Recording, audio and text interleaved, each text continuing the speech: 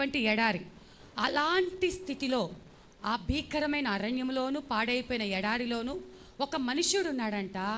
ఆ మనుషుడు లోకానికి కనిపించట్లేదు. ఆ మనుషుడు బంధువులకి కనిపించటం లేదు. రక్త సంబంధికులు ఎవరికి కనిపించటం లేదు. మనము ఎవరినైతే ఆధారం చేసుకున్నామో వారికి ఆ మనుష్యుడు కనిపించట్లేదు. ఎవరిని ప్రేమిస్తున్నామో వారికి ఆ మనుష్యుడు కనిపించటం లేదు. కానీ ఎవ్వరికి నువ్వు కనపడకపోయినా, ఎవ్వరు నిన్ను చూడకపోయినా, నీ పరిస్థితి ఎవరికి అర్థం కాకపోయినా దేవుడు అంటున్నాడు, ఆయన నిన్ను చూచాడంట. హల్లెలూయా. వాని కనుగొని ఆవరించి పరామర్శించి తన కనుపాపను వలె కనుగొని. మొదట కనుగొనటం ఇంపార్టెంట్ అండి. చాలామందికి కనుగొనటం తెలియదు. ఎందుకు అంటే అది అందరికీ కనపడేది కాదు. శ్రద్ధగా వెతికితేనే కనుగొనగలుగుతాం. దాని మీద ఆశ పెట్టుకుంటేనే వెతకగలుగుతాం. కానీ దేవుడంట కనుగొన్నాడంట. మన బాధ హృదయాంతరంగంలో నువ్వు కన్నీరు కారుస్తున్నావు కదా, నువ్వు వేదనతో నింపబడి ఉన్నావు కదా, నువ్వు చాలా ప్రశ్నలు కలిగి ఉన్నావు కదా, ఆ ప్రశ్నలకు జవాబు తెలియక ఉన్నావు కదా. కానీ ఆ స్థితిలో ఉన్న నిన్ను దేవుడు కనుగొన్నాడంట. హల్లెలూయా. ఆయన వెతికి నీ కోసం అరణ్యానికి వచ్చాడంట, పాడైపోయిన ఎడారికి వచ్చాడంట. ఆయన నిన్ను కనుగొని వదిలిపెట్టేస్తాడండి.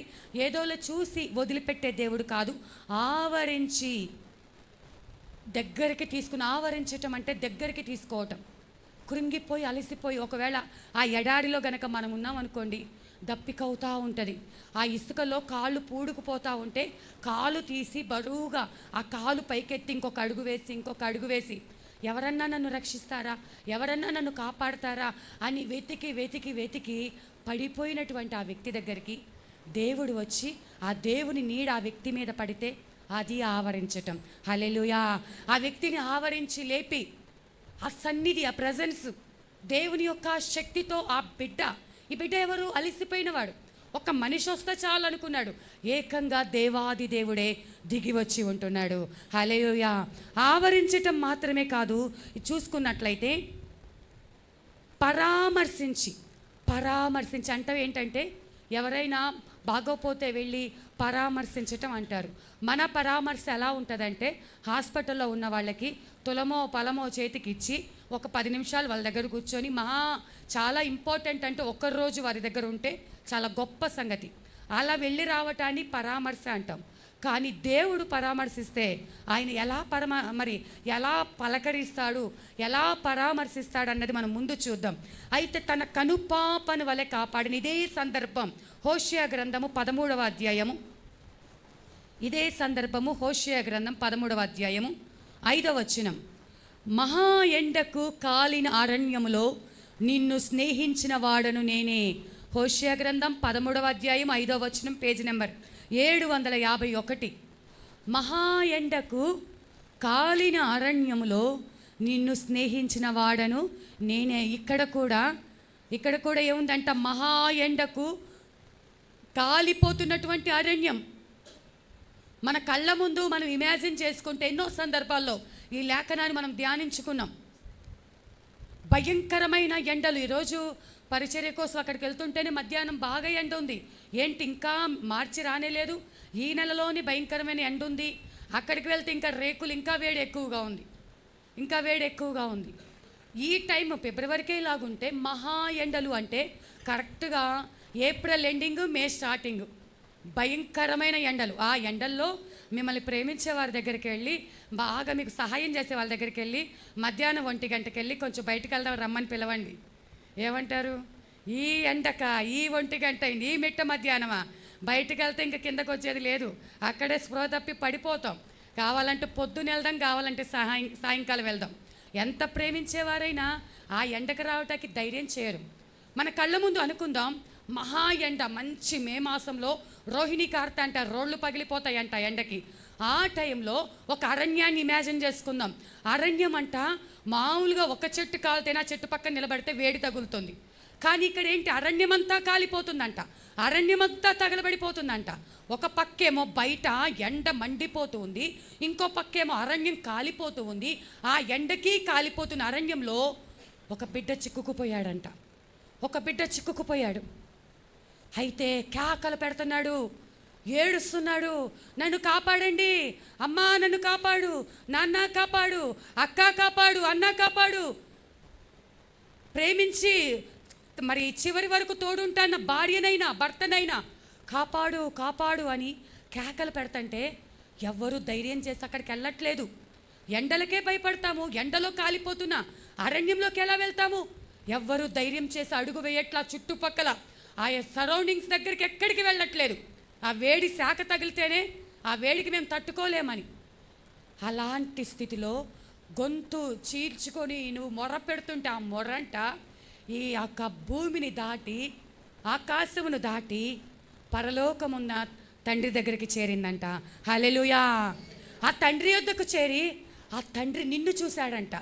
నిన్ను చూసి, అయ్యో నా ప్రియ కుమార్తె, నా ప్రియ కుమారుడా, నువ్వు నాతో స్నేహం చేసేవాడివి కదా, నా సన్నిధికి వచ్చేవాడివి కదా, నువ్వు నలిగిపోతున్నావా, నువ్వు భయపడుతున్నావా, ఎవరు నీకు సహాయం చేసేవారు లేరా?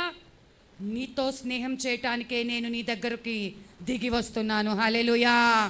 నీతో స్నేహం చేయడానికే మహా ఎండకు కాలిపోతున్న అరణ్యములో నిన్ను ప్రేమించి, ఏదో నీ మీద కోపంతో కాదు, అసహ్యంతో కాదు, తప్పక కాదు, భారంగా కాదు. మన కొంతమందికి అబ్బా ఇంత అయిపోయాక చుట్టాలు వచ్చారు, వాళ్ళకి వంట చేసి పెట్టాలంటే తప్పని పరిస్థితిలో ఆతిథ్యం ఇస్తాం, తప్పని పరిస్థితుల్లో పలకరించకపోతే ఏమవుతుందో అని పలకరిస్తాం, హాస్పిటల్కి వెళ్తాం, ఏదో మనకు తోచిన సాయం బలవంతంగా చేస్తాం. కానీ ఇక్కడ దేవుడు బలవంతంగా నీ కోసం రావట్లే. అయ్యో బాప్తిసం తీసుకుంది నేను వెళ్ళకపోతే ఎవరు వెళ్తారు, మళ్ళీ నాకు చెడ్డ పేరు వచ్చింది, అలా కాదు. దేవుడు ఎలా వెళ్తున్నాడంటే ఇష్టపూర్వకంగా, నా ప్రియ స్నేహితుడు, నా ప్రియ స్నేహితురాలు అక్కడ కాలిపోతుంది, ఆ మంటలు తట్టుకోలేకపోతుంది, ఆ వేడిని భరించలేకపోతుంది అని నీతో స్నేహం చేయటానికి నీవున్న స్థలంలోకి దిగి వస్తాడంట. హల్లెలూయా. స్నేహం చేసి నిన్ను అలా వదిలేయడంటండి. ఆ స్థితి నుంచి నిన్ను బయటకు తీసుకుని వస్తాడంట.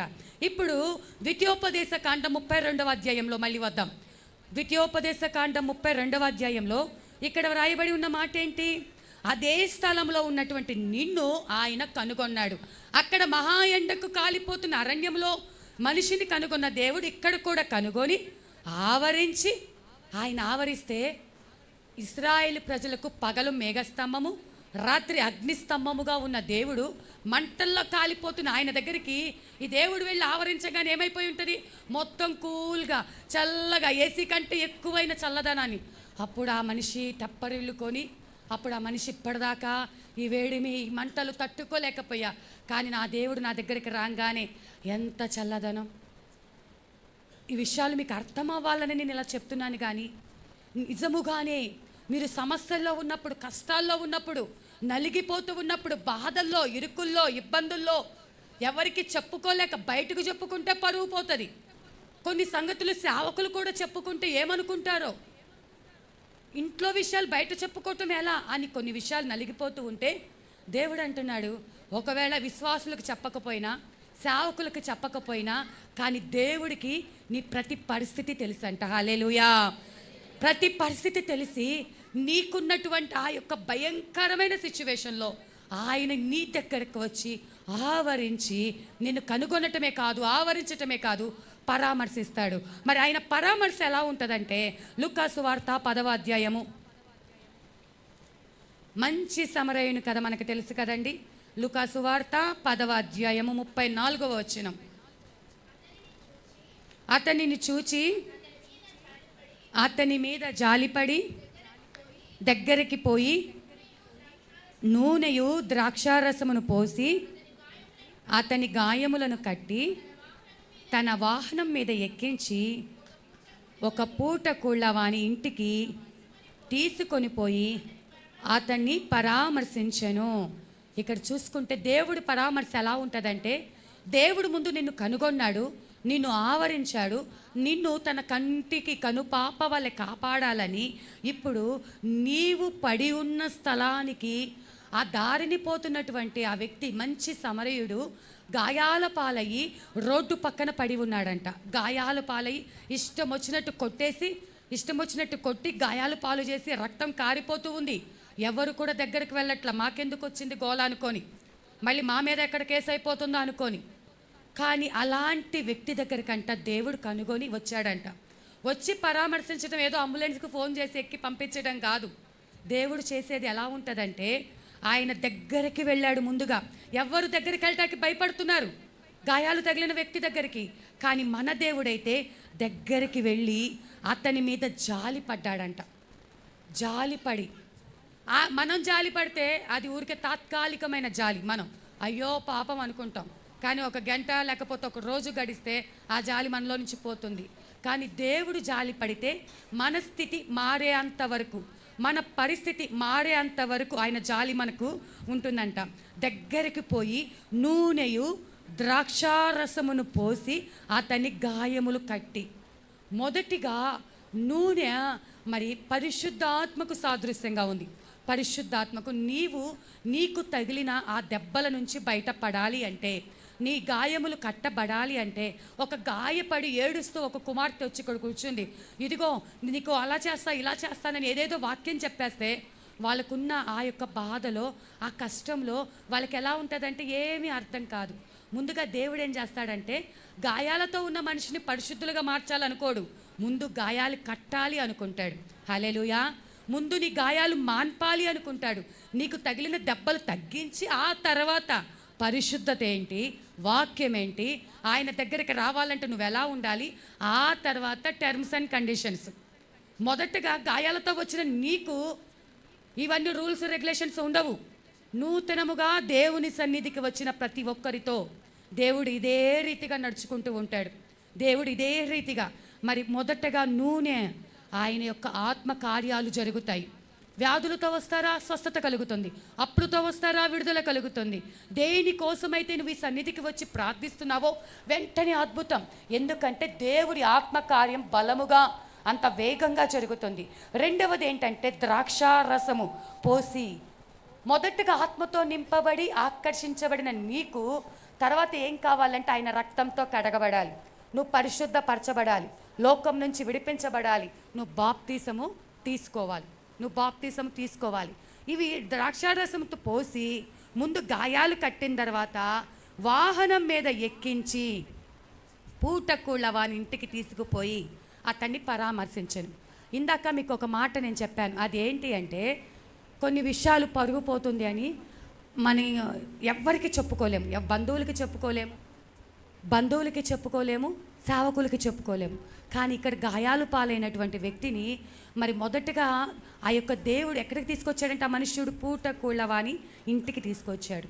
మీరు ఇక్కడ గమనించాల్సింది ఏంటంటే, ఆ మంచి సమరయుడు యేసు ప్రభుల వారికి సాదృశ్యంగా ఉంటే, పూటకూళ్ళవాడు సేవకునికి సేవకురాలకు సాదృశ్యంగా ఉన్నారు. ఇప్పుడు గాయాల పాలైనటువంటి వ్యక్తి లోకానికి బయటకి చెప్పుకున్నా చెప్పుకోకపోయినా మొదటగా నువ్వు దేవునికి చెప్పుకోవాలి. రెండవదిగా సేవకులకు నీ యొక్క కష్టం ఏంటో, నీ బాధ ఏంటో తెలిస్తేనే వాళ్ళు మిగిలి ఉన్న పరిచర్య, దేవుడు చేసే కార్యం దేవుడు మీ జీవితాల్లో చేశాడు, మిమ్మల్ని ఆకర్షించుకున్నాడు, ఈ సన్నిధిలో నిలబెట్టాడు, రక్షించుకున్నాడు, ఇక్కడ వదిలిపెట్టి వెళ్తున్నాడు. వదిలిపెట్టి వెళ్ళేటప్పుడు పూటకూళ్ళవానికి అప్పగించాడు. ఇప్పటి నుంచి బాధ్యత ఏంటి, పూటకూళ్ళవానిది. కాబట్టి పూటకూళ్ళవానికి నీకు ఆకలేస్తుందా తెలియచేయి, నీకు కష్టం వచ్చిందా తెలియచేయి, నీకు నిద్ర పట్టట్లేదా తెలియచేయి. పూటకూళ్ళవాని పని ఏంటి, మిమ్మల్ని పోషించడమే పని. సేవకుల పని ఏంటంటే మీ యొక్క బాగోగులు చూసుకోవటమే పని. మీ కుటుంబాలలో ఏ సమస్య వచ్చినా ఏ టైంకైనా ఫోన్ చేయొచ్చు. మీ కుటుంబాలలో ఏ కష్టము కలిగినా మా కోసం ప్రార్థన చెయ్యి, ఇది గోప్యంగా పెట్టు, మాకు ఒక తల్లి కంటే కూడా మిన్నగా మీకు ఏ అవసరత ఉన్నా చెప్పుకోవచ్చు. ఆ యొక్క స్వాతంత్రం దేవుడే ఇచ్చి ఉన్నాడు, దేవుడే అప్పగించి ఉంటున్నాడు. పూటకూళ్ళవానికి అప్పగించి ఆయన వెళ్తూ ఇంకా ఏం చేశాడు, మరునాడతడు 2 దేనారములు తీసి ఆ పూటకూళ్ళవానికి ఇచ్చి, ఇతన్ని పరామర్శించుము, నీవింకేమైనా ఖర్చు చేసిన ఎడల నేను మరలా వచ్చినప్పుడు అది నీకు తీర్చేదనని అతనితో చెప్పాను. ఈ 2 దేనారాలు ఏంటి అంటే వాక్యమునకు సాదృశ్యంగా ఉన్నాయి. మొదటి దేనారము మరి పాత నిబంధనకి, ఒక దేనారము క్రొత్త నిబంధనకు సాదృశ్యంగా ఉన్నాయి.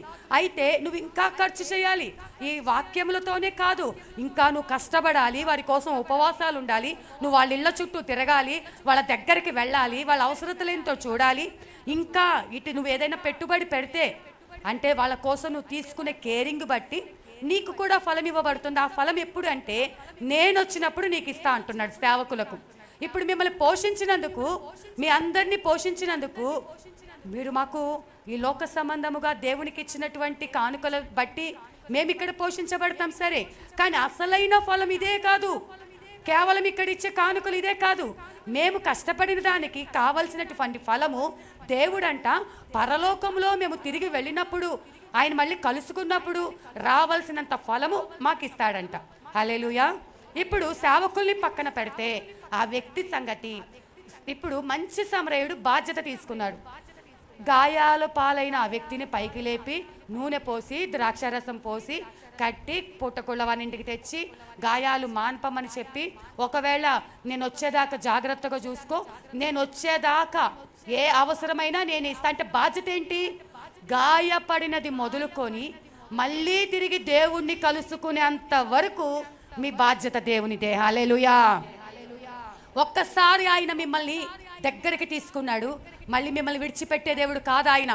ఏదో అవసరానికే ఒక నెలకో, లేకపోతే ఇది పండగ season, Christmas season, Easter season, ఆ సీజన్లో మాత్రం వచ్చి వెళ్ళిపోయేవాడు కాదు.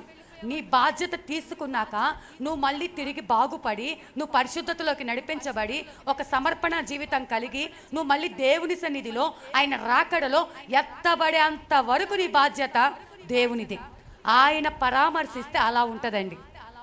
మధ్యలో వదిలిపెట్టి మనుషుల్లాగా మధ్యలో చేయి విడిచిపెట్టి వెళ్ళేవాళ్ళు కాదు, ఇచ్చిన మాట తప్పేవాళ్ళు కాదు. దేవుడు ఒక్కసారి మాట ఇచ్చాడంటే ఆ మాట ఎప్పటికీ తప్పడు. నీవు ఆయన చెయ్యి విడిచిపెట్టి వెళ్ళిపోతావని భయపడి నువ్వు అడగాలి, అయ్యా నా చెయ్యి పట్టుకో ప్రభువా, నన్ను నడిపించయ్యా అనాలి. ఒకవేళ నువ్వు అనుకుంటున్నావు నాకు ఇష్టమైనప్పుడు నేను పక్కకి వెళ్ళాలి కాబట్టి నేను నీ చేయి పట్టుకుంటా అంటున్నావు. బలంగా ఉన్నప్పుడేమో, ఏదైనా కార్యం జరిగినప్పుడేమో వెళ్ళి గట్టిగా చేయి పట్టుకుంటున్నావు, సమస్య వచ్చినప్పుడేమో ఆ చేయి విడిచిపెట్టేసి లోకంలోకి జారిపోతూ ఉన్నాం.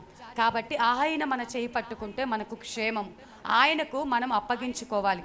అయితే దేవుడు పరామర్శ, దేవుడు నీ మీద కనికరం ఎలా ఉంటుందంటే ఆదికాండము 13వ అధ్యాయము అబ్రహాం గారి గురించి మనం చూసుకున్నట్లయితే ఆదికాండము 13వ అధ్యాయము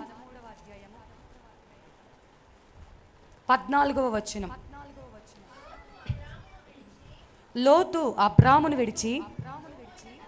విడిచిపోయిన తర్వాత యెహోవా ఇదిగో నీ కన్నులెత్తి నీవున్న చోట నుండి ఉత్తరపు తట్టు, దక్షిణపు తట్టు, తూర్పు తట్టు, పడమర తట్టును చూడుము. ఎందుకనగా నీవు చూచుచున్న ఈ దేశమంతటిని నీకును నీ సంతానమునకు సదాకాలము ఇచ్చేదను. చాలమ్మా, ఇక్కడ చూసుకుంటే అబ్రహాం గారు చాలా కష్టంలో ఉన్నారు. ఎందుకంటే ఆయన అన్యుడిగా ఉన్నప్పుడు దేవుడు ఆయనని పిలిచాడు. ఏమని అంటే సమస్తముని విడిచిపెట్టి రమ్మన్నాడు. విడిచిపెట్టి వస్తూ ఉంటే చిన్న వయసులోనే తల్లిని పోగొట్టుకున్నాడు. దారిలోకి వచ్చాక అబ్రహాము ఆ తండ్రిని పోగొట్టుకున్నాడు. సరే, తండ్రిని పోగొట్టుకున్నా, తల్లిని పోగొట్టుకున్నాడు, తండ్రిని పోగొట్టుకున్నాడు, భార్యను తీసుకొని వస్తుంటే మధ్యలో ఐగుప్తు దేశపు రాజు, ఆ యొక్క ఫరో రాజు ఏం చేశాడు? ఆ యొక్క శారమ్మను కూడా ఎత్తుకెళ్ళిపోయాడు. శారమ్మను కూడా, తన భార్యను కూడా తీసుకెళ్ళిపోయాడు. అయితే తర్వాత దేవుడు ఆ యొక్క శత్రువుకు భయం కలగజేసి భార్యను పంపించాడు. కానీ తల్లిని పోగొట్టుకొని, తండ్రిని పోగొట్టుకొని, భార్యను పోగొట్టుకొని, చివరికి తన తమ్ముడు లేకపోతే తన మరి సొంతము అనుకున్న తన బ్లడ్ రిలేషన్ అయినటువంటి లోతు కూడా విడిచిపెట్టేసి వెళ్ళిపోయాడు. ఎందుకు విడిచిపెట్టేసి వెళ్ళిపోయాడంటే అబ్రాము పశువుల కాపర్లకు, లోతు పశువుల కాపర్లకు గొడవలు వస్తున్నాయని చెప్పి. ఇప్పుడు మనం బాగా కలిసినప్పుడు పనోళ్ళు గొడవ పెట్టుకుంటే అది పెద్ద ఇదే అండి, నువ్వు కాకపోతే ఇంకొకళ్ళు పెట్టుకుంటామంటారు. లేకపోతే వాళ్ళిద్దరి మధ్య పెద్దవాళ్ళు కాబట్టి సమాధానం కలగచేసి మీరు ఇలా ఉండండి అని చెప్పొచ్చు. కానీ లోతు కూడా చెప్పిన వెంటనే తాను కోరుకున్నటువంటి స్థలానికి విడిచిపెట్టేసి వెళ్ళిపోయాడు. అంతా విడిచిపెట్టేసి అలాగా ఉన్నటువంటి అబ్రామ్తో దేవుడు మాట్లాడుతున్నాడు. వచ్చాడు. ఏంటి ప్రభువా, నువ్వు పిలిస్తే వచ్చాను, నువ్వు నడిపిస్తే నడుస్తున్నాను. ఒక్కదాని తర్వాత ఒకటి సమస్య, ఒక్కదాని తర్వాత ఒకటి సమస్య. ఇంకెప్పుడు నాకు నెమ్మది కలిగేది? నడిచేది నీ మార్గమేగా, నీ స్వరమే వింటున్నాగా, నీ తట్టే కన్నులెత్తాగా. ఇప్పుడు ఏంటంటే దేవుడు వచ్చేట్టున్నాడు. ఇటు కుడి తట్టుకున్నాడు, తూర్పుకున్నాడు, పడమటికినాడు, ఉత్తరముకున్నాడు, దక్షిణముకు నడవమన్నాడు. కుడివైపు అనంగానే చాలా దూరం నడిచాడు. మళ్ళీ ఇటు ఎడం వైపు అనగానే ఇటు నడిచాడు. తూర్పు, పడమర, ఉత్తర, దక్షిణ 4 దిక్కులా ఆయన నడిచినంత దూరం నడిపించాడు. నడిచిందంతా కూడా నడిచాడు కదా. ఇప్పుడు దేవుడు ఏమంటున్నాడు తెలుసా? ఈ నడిచిందంతా నీదే. హల్లెలూయా. నువ్వు నడిచిన ఈ ప్రాంతం అంతా నీ సంతానానికి ఇవ్వబోతున్నాను. హల్లెలూయా. ఆయన దర్శించేటప్పుడు మనం ఒక సమస్యలో ఉంటాం, మనం ఒక వేదనలో ఉంటాం, కష్టంలో ఉంటాం. దేవా ఎందుకు మాకు సహాయం చేయలేదు అని అనుకుంటూ ఉంటాం. కానీ దేవుడంట ఆ కష్టం తర్వాత ఆయన నిన్ను దర్శించడానికి వస్తాడంట. హల్లెలూయా. ఆ శ్రమ తర్వాత నిన్ను దర్శించడానికి వస్తాడు. ఆ బలహీనత తర్వాత నిన్ను దర్శించడానికి వస్తాడు. నువ్వు ఒంటరిగా అందరినీ పోగొట్టుకొని నా దేవుడే కావాలి, నా దేవుని సహాయము కావాలి, నా దేవుడు లేని నేను బ్రతకలేను అనుకొని నిరాశగా కూర్చున్నటువంటి అబ్రామును దర్శించి, మనం చూసుకున్న లేఖన భాగము ఆదికాండము 13వ అధ్యాయం 14వ వచనం మరొకసారి చదవమ్మా. లోతు అబ్రామును విడిచిపోయిన తరువాత యెహోవా, ఇదిగో నీ కన్నులెత్తి నీవున్న చోట నుండి ఉత్తరపు తట్టు, దక్షిణపు తట్టు, తూర్పు తట్టు, పడమర తట్టు చూడము. చూసినంత నీ కళ్ళకి ఇటు తిరిగితే ఎంత కనిపిస్తుంది, అటు తిరిగితే ఎంత కనిపిస్తుంది. నువ్వు చూసిందంతా కూడా నీదే అంటాడు. ఎందుకనగా ముందు చూడు అంటే, అబ్రాము ఎందుకు చూడమంటున్నావు అని అడగల. దేవుని ఎందుకు చూడమంటున్నావు? అయ్యా నా తిప్పలు పడి నేను ఉంటే అటు చూడు ఇటు చూడు అని దిక్కులు చూపిస్తున్నావు నాకు. మనమైతే సనికి గొనికి అస్సలు తట్టుకోలేము. మనం ఎంత కోపం వచ్చేసిందంటే, మనకి ఎంత టెంప్టేషన్ అంటే చెప్పేది పూర్తిగా వినకుండానే దేవుని ఎదురు ప్రశ్నించేస్తాం. నా బాధ నేను పడుతుంటే అటు చూడు ఇటు చూడంటావేంటి అని. కానీ చూడమంటే చూశాడు. ఎటు చూడమంటే ఏ దిక్కు చెప్తే ఆ దిక్కు. నాకు ఇప్పటికీ కూడా ఏ దిక్కు నాకు తెలియదండి. ఏ తూర్పు ఎటు ఉంటుందో పడమటి ఎటు నాకు నిజంగా ఇప్పటికి కూడా తెలియదు. కానీ అబ్రామ్ గారంటే చక్కగా 4 దిక్కులో చూసి, ఎందుకనగా నీవు చూచుచున్న ఈ దేశమంతటిని నీకును నీ సంతానమునకు సదాకాలం ఇచ్చేదను. హల్లెలూయా. మరియు నీ సంతానమును భూమి మీద నుండి రేణువుల వలె విస్తరింపచేసేదను. ఎట్లనగా ఒకడు భూమి మీద నుండి రేణువులను లెక్కింపగలిగిన ఎడల నీ సంతానమును కూడా లెక్కింపవచ్చు. హల్లెలూయా. భూమి మీద ఇసుక రేణువులను, ఒక గుప్పుడు ఇసుక రేణువులు తీసుకొని లెక్కించగలరా? మన వల్ల అవుతుందా?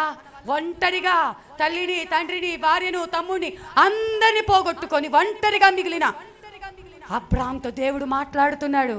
నీ సంతానాన్ని నిల చేయబోతున్నా, విస్తరించబోతున్నా.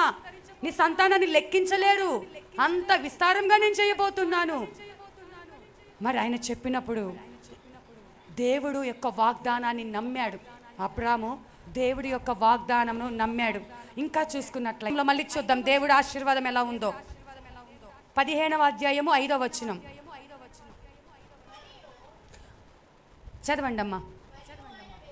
మరియు ఆయన వెలుపులకి అతన్ని తీసుకొని వచ్చి, నీవు ఆకాశవైపు తేరి చూచి నక్షత్రములను లెక్కించుటకు నీ చేతనైతే లెక్కించమని చెప్పి, నీ సంతానం అలాగవునని చెప్పాను. ఇప్పుడు మళ్ళీ రెండోసారి ప్రమాణం చేసి ఉన్నాను.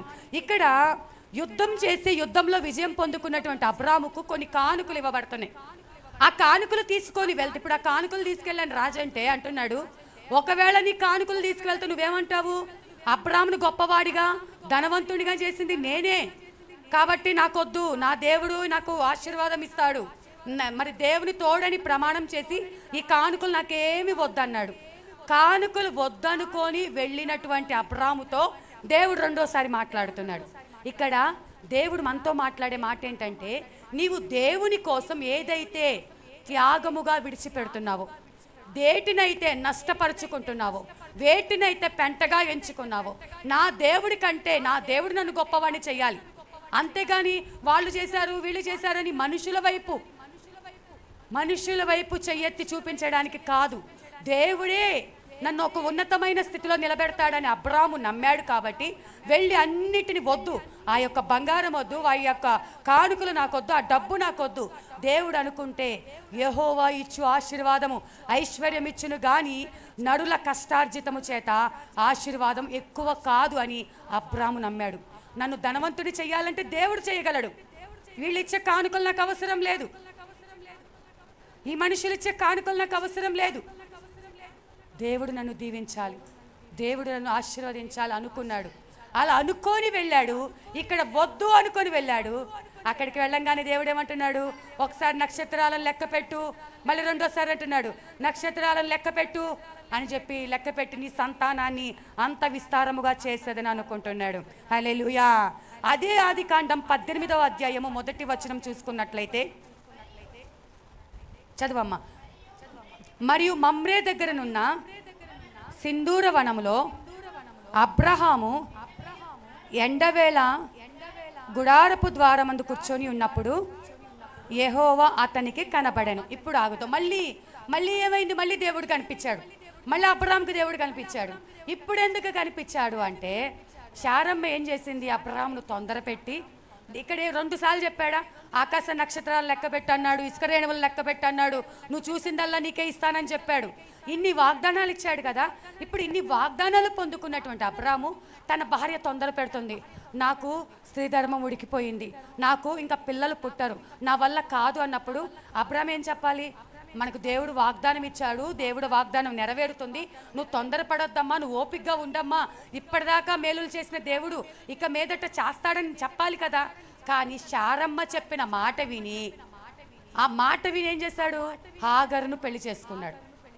హాగరును పెళ్లి చేసుకుని ఇప్పుడు వీళ్ళిద్దరు గొడవ పడుతూ ఉంటే, ఇదిగో నీకు గొప్ప కార్యం చేయబోతున్నాను అన్నాను, నమ్మాల్సిందెవరు? నీవు నమ్మాలి కదా. కానీ ఇంట్లో వాళ్ళు ఒప్పుకోలేదు, వాళ్ళు చెప్పారు వీళ్ళు చెప్పారని ఆ వాగ్దానాన్ని నిర్లక్ష్యపరిచి దేవుణ్ణి పక్కన పెట్టేసి వాళ్ళు వీళ్ళు చెప్పినట్టు నడుచుకుంటావా? దేవుని పనిలో ఎలా నడుచుకుంటావు? నీకు ఖచ్చితంగా దేవుడు నీతో మాట్లాడాడు, మనుషులు కాదు నీతో మాట్లాడింది. నిన్ను సేవకు పిలిచిన వాడు దేవుడు, నిన్ను వాడుకునేవాడు దేవుడు, నీ జీవితంలో అద్భుతాలు చేసేవాడు దేవుడు.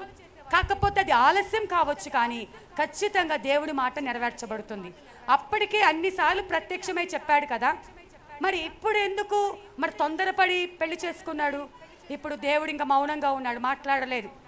మాట్లాడకపోతే అబ్రాహాం అంట కన్నీరు కారుస్తూ ఒంటరిగా మమ్రే వనంలో ఎండవేళలో, ఎవరన్నా ఎండవేళలో గుమ్మంలో కూర్చుంటారా అండి?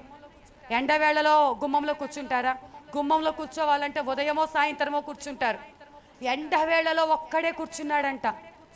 ఒక్కడే కూర్చొని నా పరిస్థితి ఏంటి? ఎప్పుడు ఇలా దాటుకుంటూ వస్తూనే ఉన్నా. ఈ శారమ్మనే కదా పెళ్లి చేసింది, మళ్ళీ పెళ్లి చేసాక ఈ గొడవ ఏంటి? నా బాధ ఎవరికి చెప్పుకోలేదు, ఎవరు వినేవాళ్ళు లేరు. హాగరు వినట్లేదు, శారమ్మ వినటం లేదు, దేవుడు మౌనమైపోయాడు. ఇలాంటి సమయంలో ఆ గుమ్మములో ఒంటరిగా ఎండకి కూర్చున్నటువంటి ఆ అబ్రాహాం దగ్గరికి మళ్ళీ దేవుడు దిగి వచ్చాడు. హల్లెలూయా. మళ్ళీ దేవుడు దిగి వచ్చాడు. ఆయన దిగి వచ్చి అబ్రాహాంతో మాట్లాడుతూ ముగ్గురు దిగి వచ్చారంటండి. తండ్రి, కుమార, పరిశుద్ధాత్మ దేవుడు, త్రిత్వంలో ఏకమైన దేవుడు. ఇప్పుడు మనము మన పిల్లలు తప్పు చేస్తే 2 లాగిపెట్టి కొడతాం. దేని పెట్టైనా కానీ అవసరమైతే చీపురు కట్ట ఉపయోగిస్తాం, ఇంట్లో గరిటెలైనా ఉపయోగిస్తాం, మన చేతులైనా ఉపయోగిస్తాం. అంటే ఒక తప్పు చేస్తే దెబ్బ పడాలి. బాలుడికి బెత్తం వాడాల్సిందే. మనం ఎంత గారాబం చేసినా బెత్తం వాడుకుంటే వాళ్ళు బుద్ధిమంతుడు కానే కాదు చిన్నప్పటి. అయితే ఎందుకంటే సరి చేసుకోబడటానికి. ఎందుకు? కోపంతోనా, కక్షతోనా?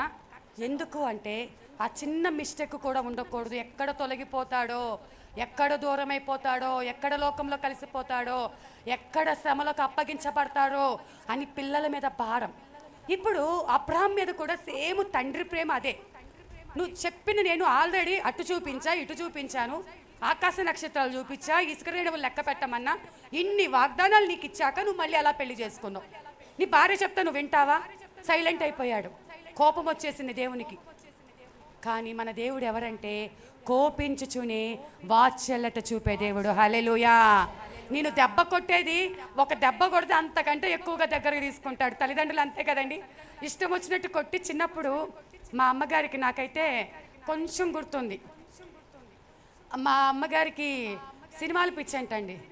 అయితే నన్ను చిన్నప్పుడే మాంటిసోరీ స్కూల్లో వేశారు.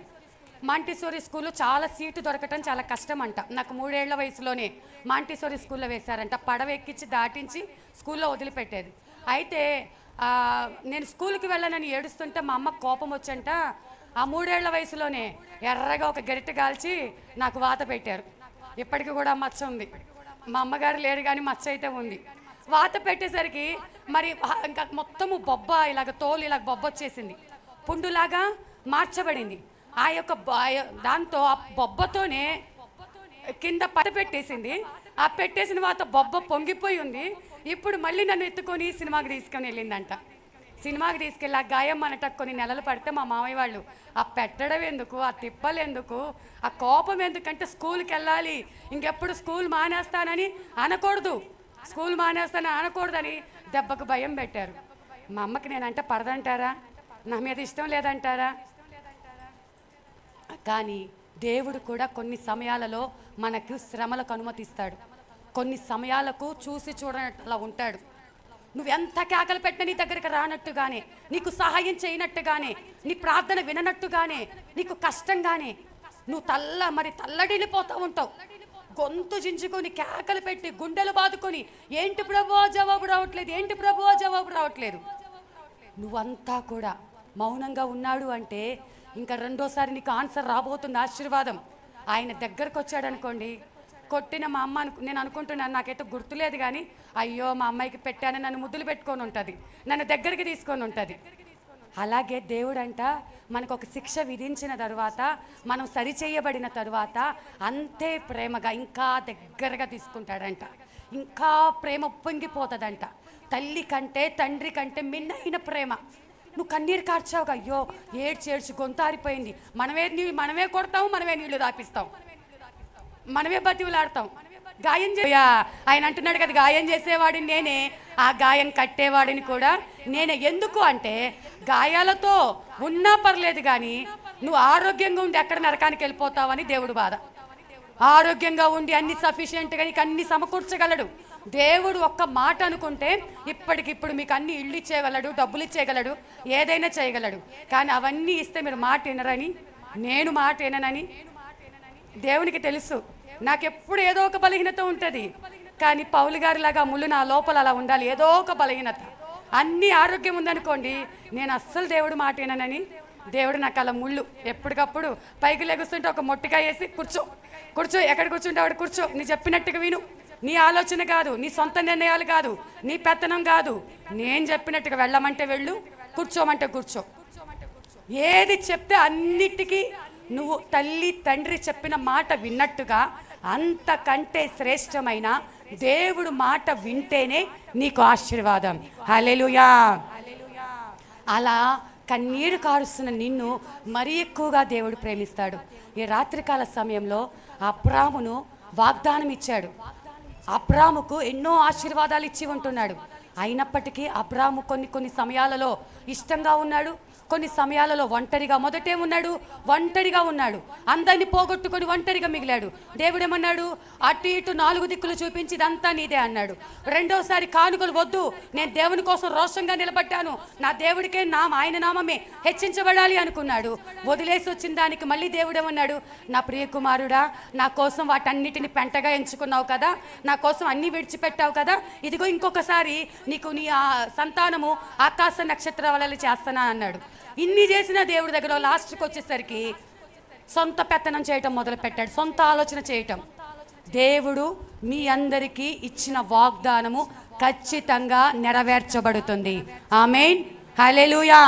దేవుడు మీతో ఏం మాట్లాడాడు ఆ వాగ్దానాలన్నీ నెరవేర్చబడతాయి. అయితే ప్రాసెస్ ఒకటి ఆలస్యం అవుతుంది. కానీ ఈ లోపల నువ్వు తోక జాడించి ఇంకా దేవుడు రాలేదులే, చేయలేదులే, చూడలేదులే, ఆయన వల్ల కాదులే అనుకొని నువ్వు వేరొక బ్యాడ్ స్టెప్ వేసావనుకోండి, దేవుని కృప దూరం అయిపోతుంది.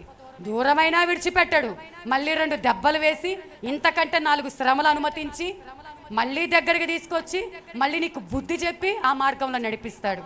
ఈ దెబ్బలు మేము తట్టుకోలేమయ్యా. ఏదో మనుషులు కొట్టే దెబ్బలన్నా ఓకే, కానీ దేవుడికి కోపం వస్తే ఆ దెబ్బలు మాకు వద్దు ప్రభు, నువ్వు చెప్పినట్టు వింటాం. చెప్దామా దేవునికి? నువ్వు చెప్పినట్టు వింటామయ్యా. ఎందుకంటే ఆయనకు నీ మీద అధికారం. ఎవ్వరు నిన్ను ప్రేమించినప్పుడు ఆయన నిన్ను ప్రేమించాడు. ఎవ్వరికి నిన్ను వెతకనప్పుడు ఆయన నిన్ను వెతికి నీ దగ్గరికి వచ్చాడు. నీ గాయాలు కట్టాడు, నిన్ను బాగు చేశాడు, నీ బాధ్యత తీసుకున్నాడు. అందుకే నీ మీద ఆయనకు అధికారం ఉన్నది. మళ్ళీ ఎక్కడ పక్కకి వెళ్ళిపోయి గాయాల పాలైపోతావో, ఎక్కడ దెబ్బలు తింటావో, లోకం ఇంకా నిన్ను గాయపరుస్తుందని నిన్ను జాగ్రత్తగా కంటికి కనుపాప వలె ఆయన కాపాడుతూ ఉన్నాడు. కాబట్టి ఆయన నిన్ను కనుగొని ఆవరించి పరామర్శించి కంటికి కనుపాప వలె కాపాడటం అబ్రాము విషయంలో మనం చూసాం. దేవుడు మన జీవితాల్లో ఈ ఎక్స్పీరియన్స్ అన్నీ మనం అనుభవించాం. కాబట్టి ఖచ్చితంగా మీరు ఎక్కడ కృంగిపోవద్దు, అలసిపోవద్దు, వెనకడుగు వేయొద్దు. దేవుడు మీకు ఇచ్చిన వాగ్దానము నిశ్చయముగా నెరవేర్చబడుతుంది.